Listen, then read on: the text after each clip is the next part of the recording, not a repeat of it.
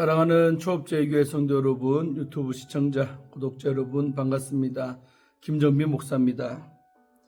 간밤에도 평안히 잘 주무셨습니까? 오늘은 2026년 4월 2일 목요일 아침입니다. 오늘도 주 안에서 복된 하루 되시기를 주의 이름으로 축원드립니다. 제가 기도하고 말씀 묵상을 시작하도록 하겠습니다. 하나님 감사합니다. 간밤에도 지켜주시고 이렇게 좋은 날을 허락하여 주셔서 감사합니다. 오늘도 우리에게 주어진 이 하루 참으로 의미 있게 보람 있게 살게 하시고 하나님의 영광을 나타내는 우리의 삶이 되도록 주님 도와주시기를 원합니다. 이 시간도 그렇게 살고 싶어 하나님 말씀 앞에 섰사오니 말씀 묵상할 때 주님의 음성을 듣게 하시고 나를 향한 하나님의 뜻을 깨달을 수 있도록 역사하여 주시옵소서. 이 시간을 주께 의탁하며 예수님 이름으로 간절히 기도하옵나이다. 아멘. 할렐루야. 좋은 아침입니다. 오늘 함께 말씀 묵상하실 본문의 말씀 마태복음 27장 27절부터 44절까지 말씀이 되겠습니다. 우리 개역 개정판으로 한번 다 같이 읽겠습니다. 이에 총독의 군병들이 예수를 데리고 관정 안으로 들어가서 온 군대를 그에게로 모으고 그의 옷을 벗기고 홍포를 입히며 가시관을 엮어 그 머리에 씌우고 갈대를 그 오른손에 들리고 그 앞에서 무릎을 꿇고 희롱하여 이르되 유대인의 왕이여 평안할지어다 하며 그에게 침뱉고 갈대를 빼앗아 그의 머리를 치더라. 희롱을 다한 후 홍포를 벗기고 도로 그의 옷을 입혀 십자가에 못 박으려고 끌고 나가니라.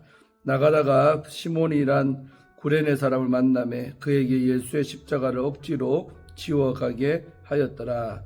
골고다 즉 해골의 곳이라는 곳에 이르러 쓸개 탄 포도주를 예수께 주어 마시게 하려 하였더니 예수께서 맛보시고는 마시고자 하지 아니하시더라.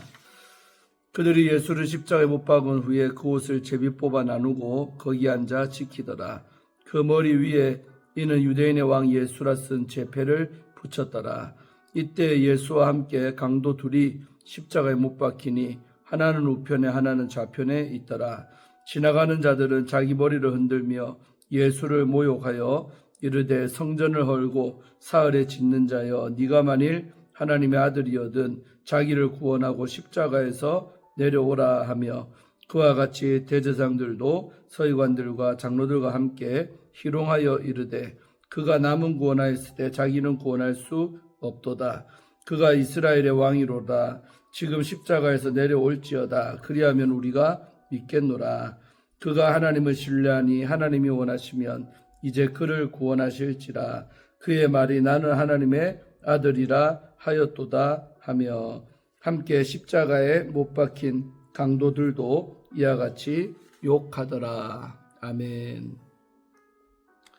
오늘도 먼저 하나님 말씀 주의할 때 은혜 받으시기를 바랍니다.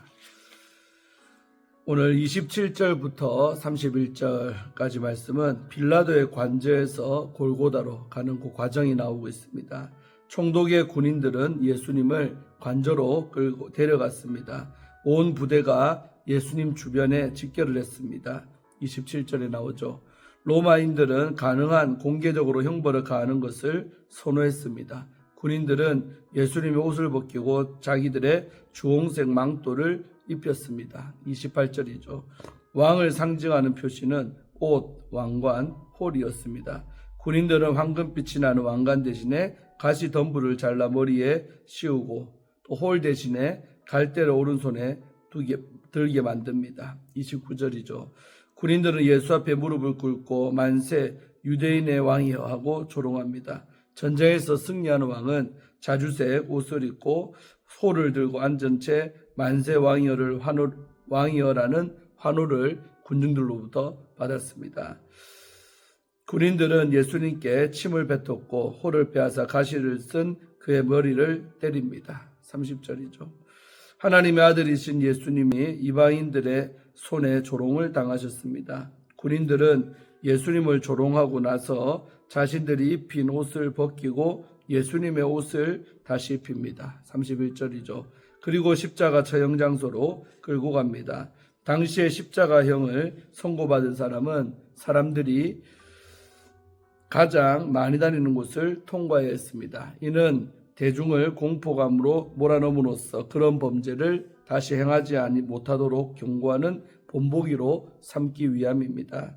조롱하다로 번역된 엠파이조라는 단어는 41절에 반복되었습니다.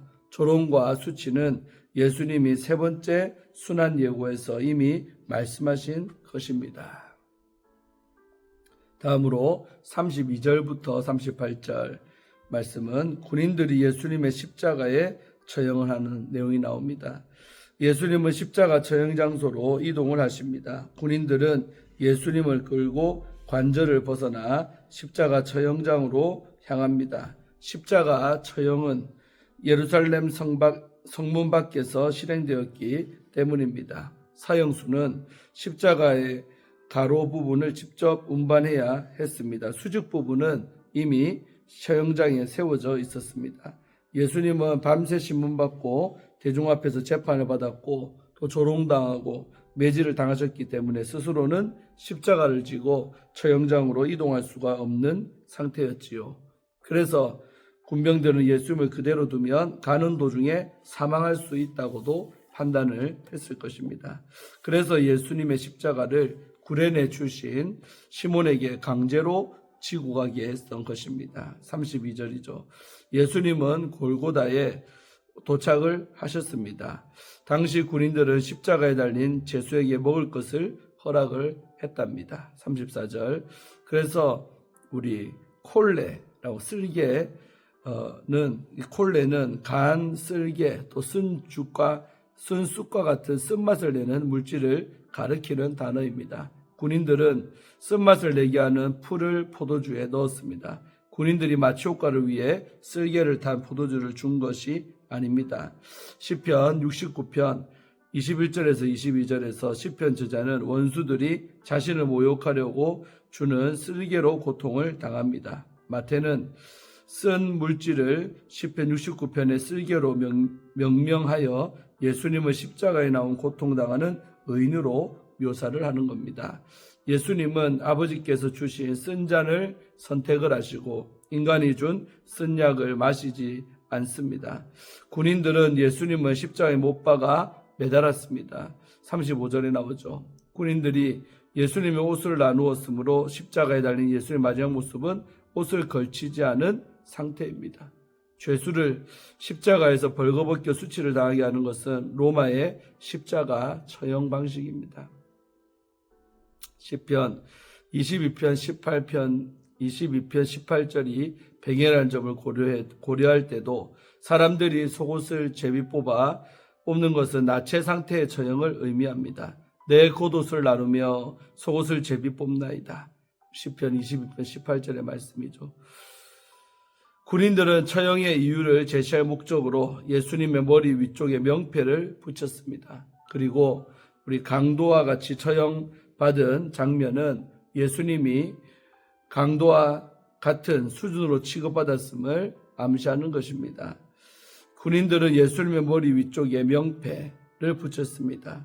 이 명패라는 단어, 아이티아는 죄수가 처형당하는 이유를 가리키는 그런 단어입니다.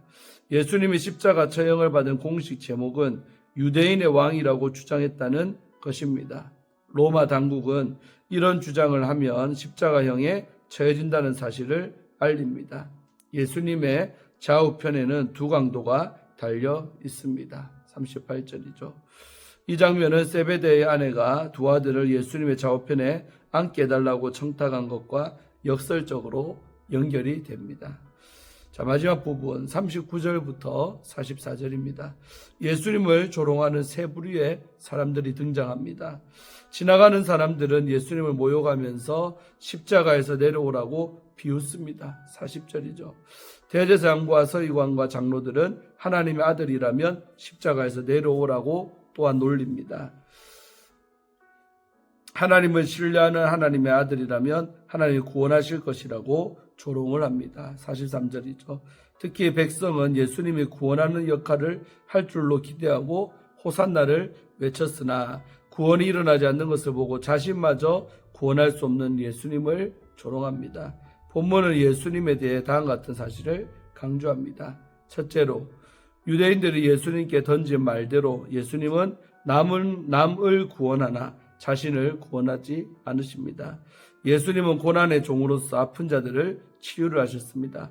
그는 많은 사람을 구원하는 대속물로 이 땅에 오셨습니다. 주의 만찬을 통해서도 많은 사람을 위해 피와 살을 주신다고 선언을 하셨습니다. 둘째로, 예수님은 버림받고 조롱당해 죽는 순간에도 아버지의 뜻과 사랑을 신뢰하십니다. 사람들은 십자가에 달려있는 예수님을 보면서 하나님이 그와 함께하지 않으신다고 확신했을 것입니다. 특히 신뢰를 무너뜨리려 자극하는 소리는 사탄의 광야 시험을 떠올립니다. 십자가에서 수치를 당하면서 아들은 끝까지 아버지를 신뢰하십니다.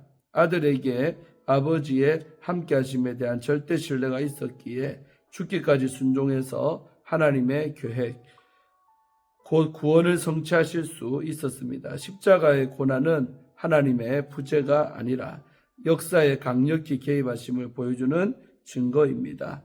주님의 뜻대로 살기 위해 쓰는 사람에게는 시련이나 당혹스러운 일마저 하나님의 임재와 간섭을 의미하는 그런 사건이 됩니다. 성자 예수님이 성부 하나님을 절대로 신뢰하셨듯이 신자도 하늘 아버지를 신뢰하는 신앙에서 흔들리지 말아야 하겠습니다. 사탄은 언제나 택하신 자들의 신뢰감을 건드립니다. 사탄은 십자가에 달린 예수의 모습은 우리가 어느 순간까지 신뢰해야 하는지를 잘 보여줍니다. 아멘.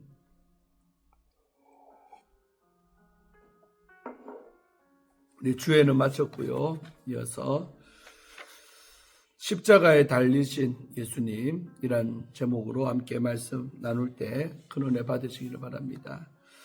2001년 우리 9월 11일 무슨 날입니까? 바로 9.11 테러 날이죠. 뉴욕의 세계무역센터 타워가 불길에 휩싸였을 때 24세의 청년이었던 웰스 크로더는 104층에 있었습니다. 그는 충분히 먼저 탈출을 할 수가 있었지만 부상자들을 등에 업고 안전한 곳까지 데려다 준 후에 자신의 생명을 구원하기 위해 밖으로 나가는 대신 다시 연기 자욱한 불길 속으로 뛰어 올라갔습니다. 걷지 못하는 부상자를 발견하면 즉시 등에 업고 계단을 내려가기도 했습니다.